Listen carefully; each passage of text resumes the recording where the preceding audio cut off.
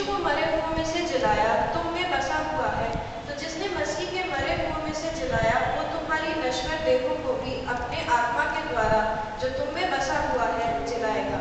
इसलिए हे भाइयों, हम शरीर के कर्जदार नहीं कि शरीर के अनुसार दिन काटें, क्योंकि यदि तुम शरीर के अनुसार दिन काटोगे तो मरोगे, यदि आत्मा से देह की क्रियाओं को मारोगे तो जीवित रहोगे। इसलिए कि जितने लोग परमेश्वर के आत्मा के चलाए चलते हैं वे ही परमेश्वर के पुत्र हैं। क्योंकि तुमको दासत्व की आत्मा नहीं मिली कि फिर भयभीत हो, परंतु ले पालकपन की आत्मा मिली है, जिससे हम हे अब्बा, हे पिता कहकर पुकारते हैं।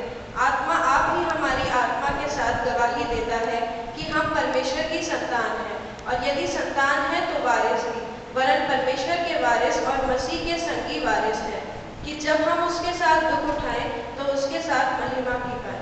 ये परमेश्वर का वचन है।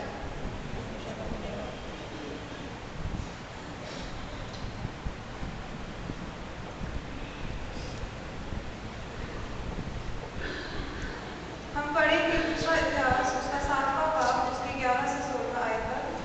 2 Chronicles chapter 7 verses 11 to 16।